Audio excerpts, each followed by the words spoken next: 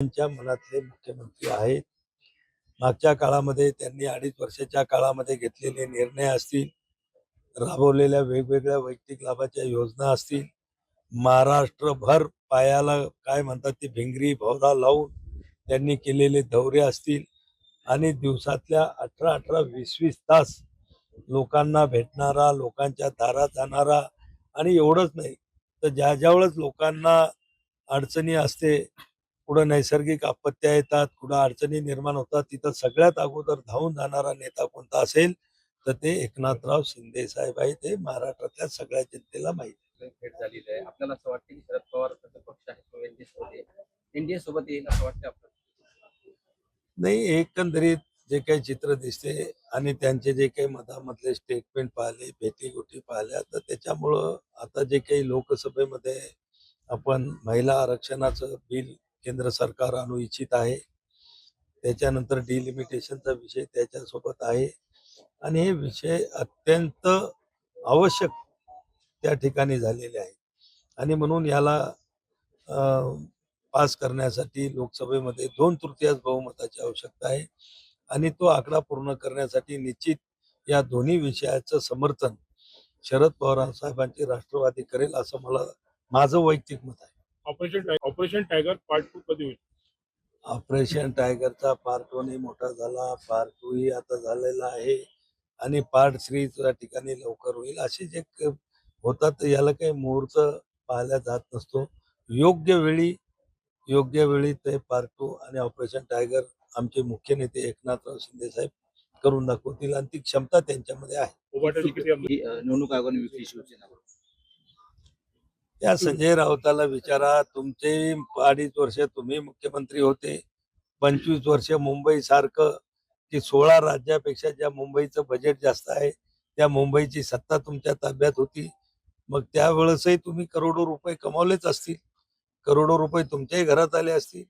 मग तुमच्यात खर्च करायची धानत नव्हती का? जर तुम्हाला असं वाटतं की पैशानं पक्ष बदलला जातो, पक्ष विकत घेतला जातो, तर मला वाटतं यांच्याजवळ तर खूप पैसे असतील. इतक्या वर्षाचा हिशोब लावला तर तिथं आणखीनही मोठा पक्ष याच्यापेक्षा ते खरेदी करू शकतात. चर्चा सुरू आहे की मुख्यमंत्री देवेंद्र फडणवीस हे दिल्लीत मंत्री होणार आहेत म्हणून, दिल्लीमध्ये मंत्री होणार आहेत. मुख्यमंत्री ची जी जागा आहे त्याच्यावर शिवसेना दावा. हे बघा, हा एवढा मोठा विषय आहे की दिल्लीमध्ये कोण जाईल हे काही मी ठरवत नाही किंवा आम्हाला विचारून ते निर्णय घेतले जात नाहीत.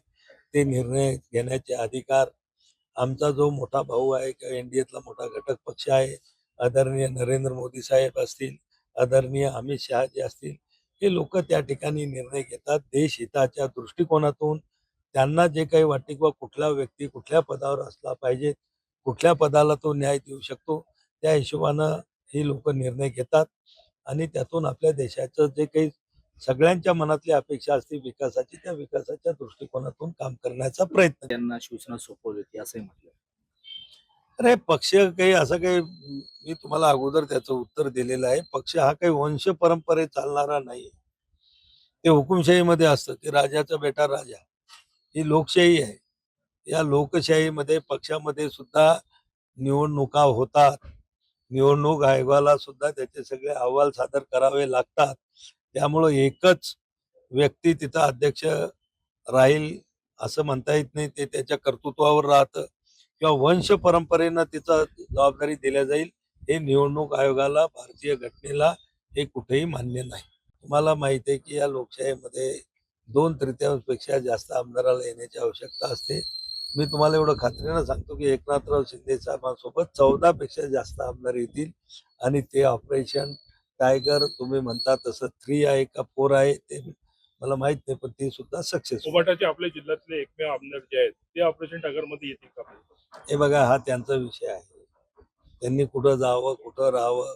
जर त्यांना असं वाटत असेल की आपल्या कारकिर्दीमध्ये आपल्या मतदारसंघाचा विकास झाला पाहिजे, आपल्या लोकांना जी आपण निवडणुकीत आश्वासनं दिली त्याची पूर्तता झाली पाहिजे, या सगळ्या गोष्टी करायच्या असतील तर सत्तेची गरज असते. जर सत्तेमध्ये आले तर त्या पूर्ण होतील. त्यांना करण्याची इच्छा असली तर ते निर्णय घेतील. तुम्ही त्यांना विनंती करणार का येण्यासाठी? निमंत्रण देत आहे का? हे बघा, आमचं दरवाजे खुले आहेत. सगळ्या येणाऱ्या लोकांचं स्वागत एकनाथराव शिंदे साहेब आणि त्यांच्या पक्षाचा एक नेता म्हणून, एक मंत्री म्हणून आम्ही सुद्धा स्वागताला सगळ्यांसाठी आम्ही तयार आहोत. त्यामुळे कोणाला निमंत्रण द्यायचं आणि कोणाला आग्रह करून आणायचं हा विषय आमच्याकडे नाहीये. जे येत असतील त्यांचं अगदी खुल्या दिलानं स्वागत त्या ठिकाणी केलं जातं. तुमचं काही बोलणं झालं का त्यांच्याशी याबाबत? हा तुमचं काही याबाबतीत त्यांच्याशी बोलणं झालं का? नाही, हे बघा, असं बोलायचा काही विषय नसतो आणि झालेला असला तरी तो काही सांगण्याचा विषय नसतो आणि तो काही असं तेही मीडियाच्या समोर विषय नसतो. पण मी तुम्हाला सांगितलं की ऑपरेशन टायगर थर्ड जे म्हणता तुम्ही ते लवकर सक्सेस आमचे मुख्य नेते एकनाथराव शिंदे साहेब करतील. खरं म्हणजे उद्या 15 ऑगस्ट आपण संपूर्ण देशामध्ये स्वातंत्र्य दिवस मोठ्या उत्साहामध्ये आनंदामध्ये सर्व ठिकाणी साजरा केला जातो आणि आपल्याला माहिती की आपल्या देशाचे आदरणीय प्रधानमंत्री यांनी गेल्या 1 महिन्यापासून हर घर तिरंगा ही मोहीम सुद्धा संपूर्ण भारत देशामध्ये त्या ठिकाणी राबवल्या गेली. अनेक शहरांमध्ये मोठमोठ्या तिरंगा रॅली त्या ठिकाणी निघाल्या. सगळ्यांना आव्हान करण्यात आलं की आपल्या घरावर सुद्धा आपण अभिमानानं आपल्या देशाचा जो राष्ट्रध्वज आहे तो त्या ठिकाणी लावला पाहिजे आणि म्हणून असा एक आनंदाचा दिवस आहे आणि म्हणून या स्वातंत्र्य दिनाच्या मी संपूर्ण बुलढाणा जिल्हा वासियांना मनापासून खूप खूप शुभेच्छा देतो की निश्चितच या स्वातंत्र्याचा जे आपल्याला अधिकार दिलेले आहेत या स्वातंत्र्यामुळे जे एक आपण चांगलं जीवन या ठिकाणी जगतो आहोत तर याचा लाभ आपल्याला सगळ्याला मिळत आहे. या स्वातंत्र्याचा सुद्धा आणि स्वातंत्र्य दिनाचा आणि राष्ट्रध्वजाचा अभिमान आपण सर्वांनी अगदी मनापासून बाळगावा. परत परत एकदा पुन्हा मी एकदा 15 ऑगस्टच्या निमित्तानं सर्वांना खूप खूप शुभेच्छा देतो. भाऊ, आपल्या सरकारचे मंत्री गुलाबराव पाटील म्हणतात मी भोळा असतो तर भाजपने मला खाल्लं असतं. गुलाबराव पाटलांनी असं स्टेटमेंट केलं आहे की मी भोळा असतो तर भाजपने मला खाल्लं असतं. हे बघा, आता मी तर काही स्टेटमेंट ऐकलेलं नाहीये म्हणा, पण असं कसं कोणाला खाण्याचा आणि कोणाला हे करण्याचा मला वाटतं असं काही विषय नाहीये. आता ते कोणत्या अर्थानं कशानं बोलले त्याच्या मागचा काय आशय होता ते मला माहित नसल्यामुळं आपण त्याच्यावर बोलणं मला वाटतं उचित होणार. सुप्रिया सुळे असं म्हणतात की शिवसेना जी आहे ती बाळासाहेबांनी स्थापन केल्यामुळे ती उद्धव ठाकरेंची आहे आणि राष्ट्रवादी जी आहे ती शरद पवारांची आहे. हे बघा, कुठलाही राजकीय पक्ष हा कुठल्याही एका व्यक्तीची किंवा वारसा हक्कानं त्यांच्या कुटुंबाची प्रॉपर्टी असू शकत नाही.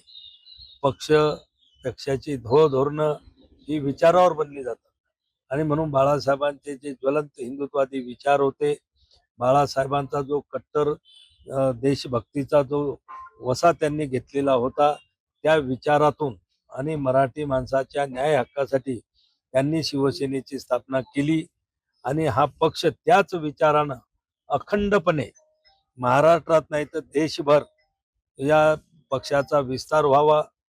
त्यामुळंच बाळासाहेबांना सुद्धा त्या ठिकाणी आनंद होईल, त्याचं समाधान मिळेल आणि म्हणून वारसा हक्कानं पक्ष नाही. हा, बाळासाहेबांनी कमावलेली जी प्रॉपर्टी असेल त्यांच्या काळातली तिचे वारसदार उद्धव ठाकरे होऊ शकतात.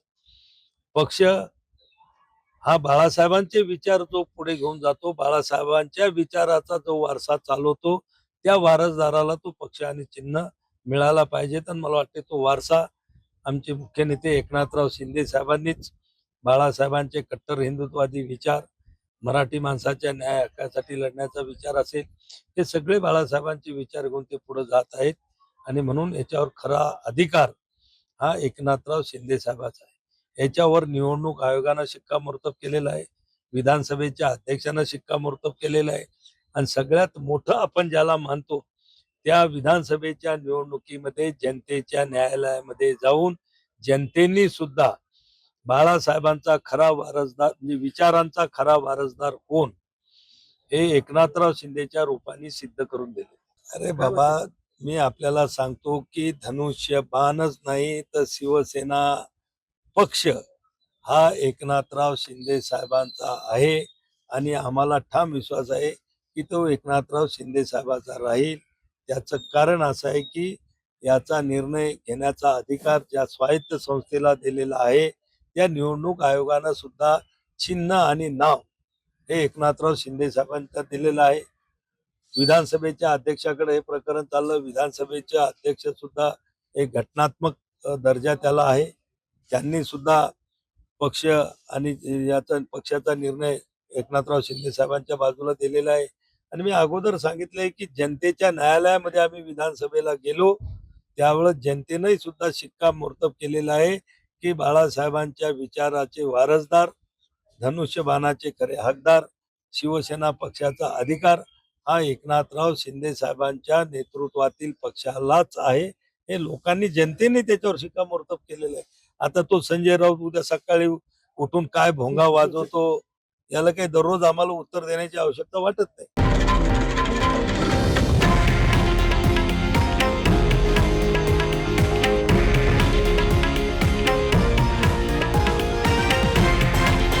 हे आहे देशातील नंबर 1 न्यूज नेटवर्क आणि आपण पाहत आहात TV9 मराठी, एकमेव.